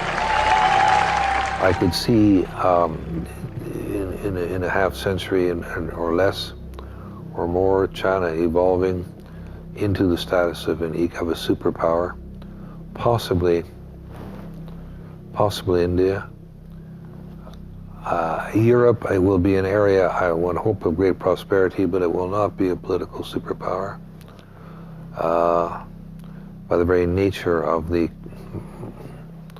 democratic system that underpins it, there isn't that type of consensus behind it. So the United States power will decline, but I think that it's unlikely to be replaced by equivalent power anywhere else. And I think that for even those countries we talked about, their problems will be very, very great in the future, as America's will be. And I think it's a safe bet to say that in the world of the 21st century, all the powers of all nation states will decline to some extent. We're moving towards the uncompleted pyramid being finished, which will be the New World Order, one world government, one world religion, one world cash, total enslavement. I think the idea of having a union at the North American level or a single world government is really more of a red herring that people who are frightful of any collaboration with any country throw up as a way to try to avoid discussing any serious issue. I think the greatest threat to our three countries are those people who try to intimidate others from having a genuine debate on what our long-term interests mean, and those who think that we will prosper by remaining stationary, by not changing. I think that is the greatest threat that we have to avoid. Incrementally, through virtually every means of communication, they're inculcating in the idea in us to not care about our sovereignty, not care about our independence, not care about ourselves as individuals and our individual worth as we chase things like money that become what our self-worth is based on, or looks that become what our self-worth is based on, which are based on ideals. And those ideals are designed to corrupt the way we think about the world, the way we value ourselves as individuals. If we don't value ourselves as individuals, we won't value our country as an individual country, and then we'll be allowed to be subsumed into a UN global government. They can't just come out and start a one world government, a one world order, a one world religion. It's gonna have to be incremental, and that's exactly what they're doing now. They're slowly joining countries together because they're gonna join all the countries together into their plan for a new world order, a one world government. Because when you have a one world state, a one world government, a one world religion, one world currency, you have less people control, more power than ever throughout history. They have to do it incrementally because that's the only way they could do it successfully. When they do it very slowly, people won't see it around them. If they do it really quickly, they know the people will resist, the people will stand up against them and not tolerate their power grab for the whole world. I am not looking to see any great progress here towards a deepening of our relationship on the economic and security side in the foreseeable future, but I personally think it will come. It will come. We're wondering how people would feel in America about a North American Union, kind of like a European Union between Canada, U.S., and Mexico. You got me. No? No. You haven't heard of it yet? No. You heard of the North American Union plan? Yeah. Yeah. The Amero? Oh man, that's way beyond my scope, Maddie. I don't even know what you're talking about. Honestly, it wouldn't make a difference to me. No? It just kind of goes right over my head, so it wouldn't make a difference to me. I seriously don't know. Really don't. I have no idea. Have you heard of a currency called the Amero? No, I haven't. Have you heard of the SPP, Security and Prosperity Partnership? No. It's a deal that was signed in 2005 between Canada, U.S., and Mexico. Have you heard of the Security and Prosperity Partnership? No, I haven't heard of that. Have you ladies heard of the European Union, where all the countries in Europe kind of merge together into one country? No. No? EU, they use a euro, they have one currency. Have you heard of the European Union? No. No? No. No. No? Have you heard of the European Union, EU? Okay. If one leader rules everything, do you know how fucked up the world is going to be, man? I find when I mention topics like the Security and Prosperity Partnership or North American Community or even the European Union that people have never heard of this stuff before. Do you think that people need to be encouraged to start looking into these issues if we're going to be facing them in the future? Well, I think that information and a knowledgeable public is a fundamental requirement for a democracy. And I worry greatly about the fact that people are, in many cases in our modern democracies, willfully uninformed. It's not that the information isn't available, especially with the internet. You can get information if you want it, but people just aren't interested. In a recent by-election in Ontario, 25% turnout. 25%. Unlike Afghanistan, nobody was threatening to cut your fingers off or to kill you if you voted. So, but there is a lack of democratic engagement, and part of that is a lack of involvement with understanding the issues, whatever they may happen to be. Tenemos la posibilidad ni el gobierno de darte más información. Aquí la poca que ves en la tele y lo poco que oyes es lo que logras ver y saber. Volvamos a lo mismo, todo es un genérico de desinformación. Yo te podría expresar más si yo supiera, pero como el tiempo para subsistir no nos da tiempo para informarnos. The main problem is nowadays, I mean, you have a family. I mean, both parents have to work just to scrape by. People don't have time to look into these things. So, and it's often a survival mechanism where people tend to be happy and comfortable in their own little comfort bubble, and to step outside of that and to have somebody suggest to you that the way things are run is not necessarily the way you think they are, it makes people uncomfortable, because now you have to admit that maybe you're wrong, you have to admit that maybe things aren't the way you thought they were. So really what people need to do is swallow their pride and seek truth honestly and unbiasedly. Because that is the ultimate weapon in the fight against the people's minds, is the truth. Right now, there's a war on for your mind. And right now, these people, they're not doing it by force, they're doing it through policy. People are slowly beginning to wake up to the fact that the Fourth Estate has simply not done their job with regards to North American Union or 9/11 or any of the other significant events that have occurred over the last 15, 20 years, probably even further back. People are waking up. They're not getting the truth from the Fourth Estate. The mainstream media will deliberately lie to you. They will distract you from the truth. The only threat is an informed, educated, participatory democracy. And we're not participant. And we're choosing to be misinformed by the propaganda given to us, and we're not educated on these issues. We have, by and large, a bi-party system in Canada. You have your liberals and you have your conservatives. In the United States, they have Republican and Democrat. But society, individuals as a whole, we get all excited at election time, and we let an individual who's been appointed to that position to go fulfill that role, and the people who are appointing them are the very people who want to march us down to this whole globalization North American Union. We are losing our nation before our very eyes. We are at war. The other side is playing for keeps. And Canadian citizens are not standing up for this great country. And we need the citizens of our nation to stand up, stand strong, stand free, and vote themselves into power and take back what is rightfully theirs and their children to come. There are hundreds of elected officials to work on in this country at the federal, provincial, and municipal levels. You can go to them with a group of people and say, we want the fluoride out. Here's our evidence, what do you think? You can have a petition in your local neighborhood where you say, look, we've looked into this. The 10, 15, 20 of us in this neighborhood have looked into this, and we just need your help convincing our city councilor to look at this DVD. You can have a copy of it too, so we're all judging the same thing.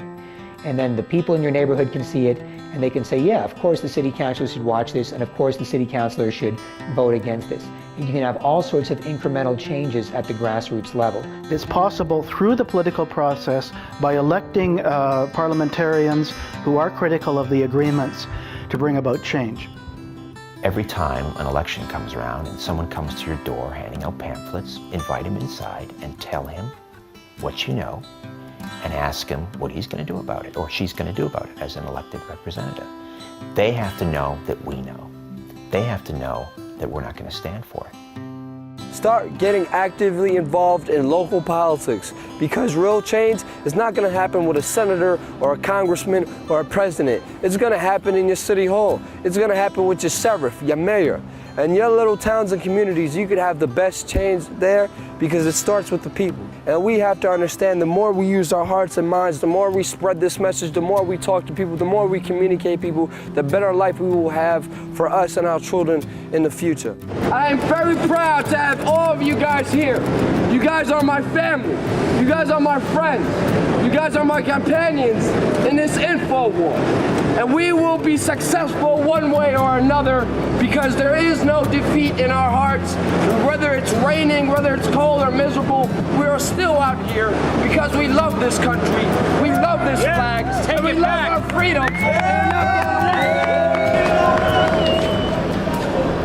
Liberty and justice for all, including sick and dying 9/11 first responders.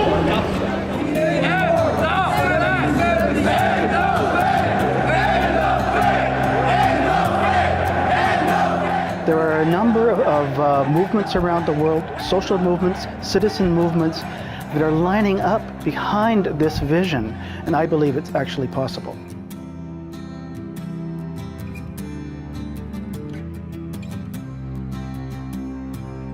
What people need to remember is that we make up the base.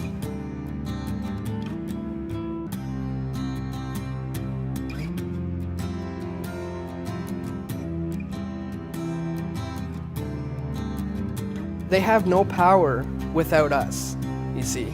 And all it takes is for enough people to step out of the system to cause a crash. You know, if the corner of the pyramid's missing, well, what happens? It all comes tumbling down.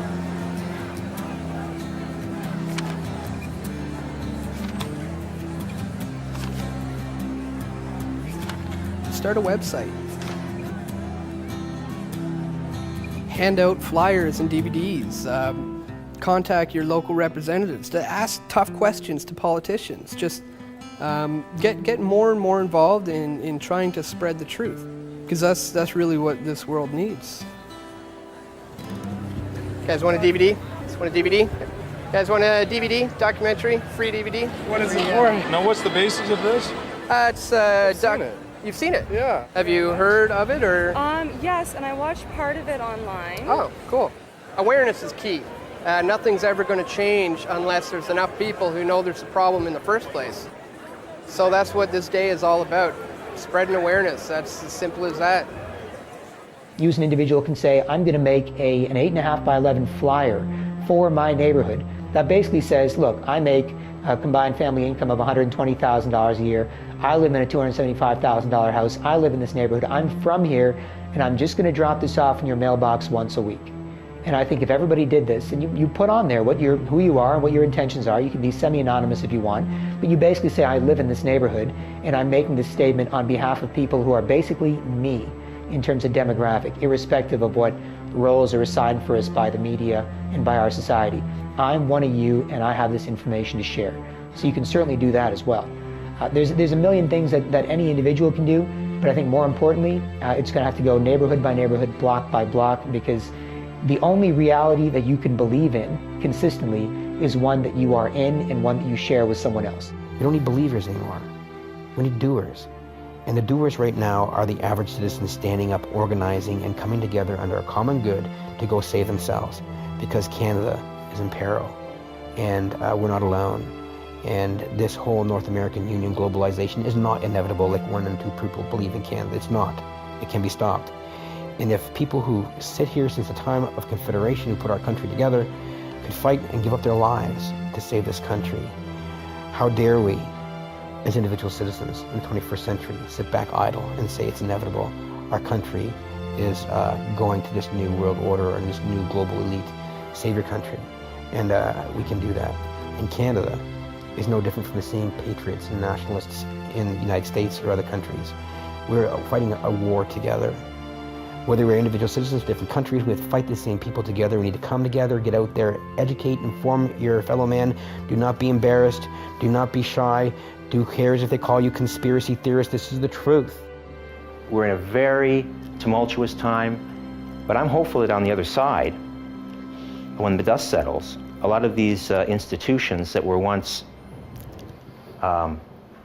looked up to, they won't be around anymore, and we're going to have to build this thing from the ground up. And maybe I'm naive, but I think it's going to afford us a rare opportunity for more freedom of expression and more freedom of information. It may initially start out with small groups like this and in church basements, but that's how the most important movements have always started. So I look forward with a great deal of trepidation, but also a great deal of enthusiasm and optimism.